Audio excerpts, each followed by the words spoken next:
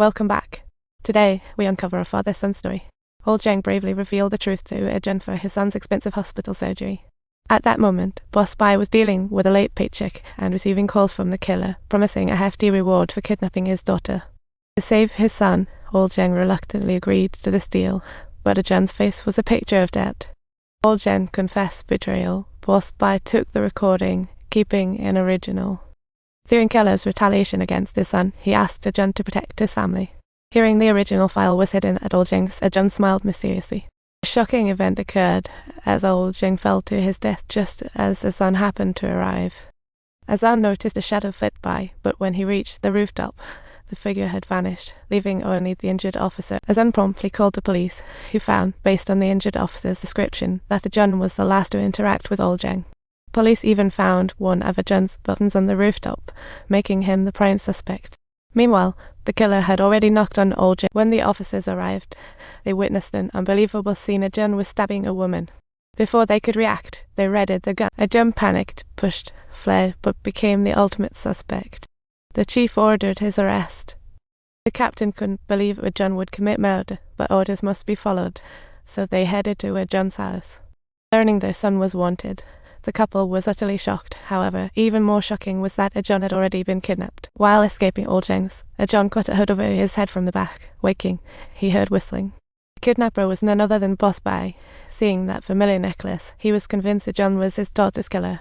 As Boss Bai's knife approached, Zheng instinctively fought back, his cop skills making his goons no match. Zheng dashed into the woods, desperately evading the henchmen who cornered him at the cliff's edge, and he leaped without hesitation. Soon after, he limped to a phone booth but realized he had no one to call. Suddenly, he remembered the card from Zheng, the person he had saved, and tried to call to repay his kindness. Zheng really showed up, but just as they got in the car, Boss Bai and his crew arrived.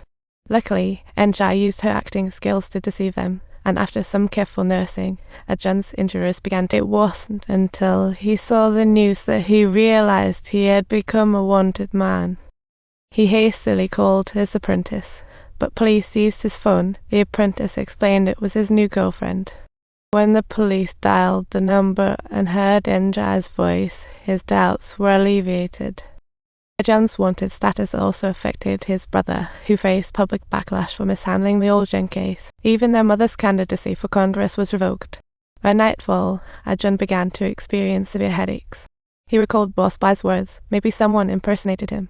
Zheng's real name, Zheng, and he had overheard that he was adopted, yet had never killed anyone, somehow becoming a wanted man. Zheng suggested finding his older brother Zheng to clear his name, but his brother was way too principled to help.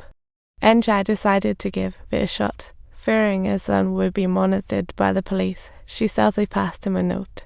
Zheng arrived at the meeting point with the note. Upon his brother's appearance, the police swooped in.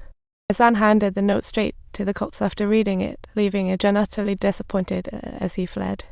He just escaped to the alley, blocked by his apprentice, but thankfully believed Zheng and let him go. Exhausted, Zheng returned to the loft, shocked by his brother's betrayal, when Zheng arrived with someone. It was his brother Zheng, who had come to help his brother to shake off the police tales. Zheng excitedly hugged his brother.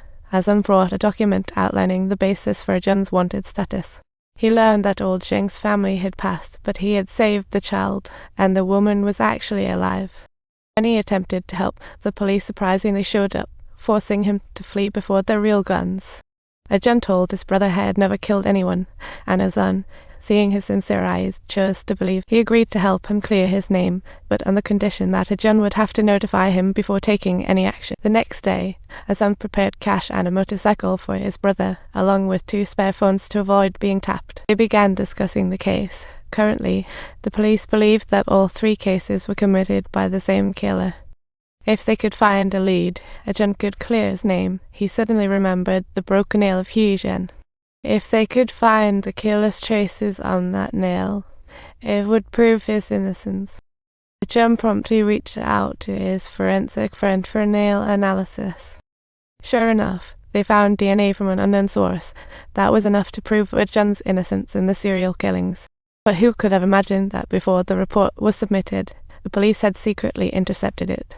The chief looked at the report, lost in thought, could there be another killer of his daughter? Just as one wave receded, another struck. Driver Q targeted a drunken girl, NJI student.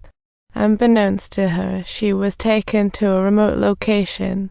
By the time she sensed the danger, it was too late.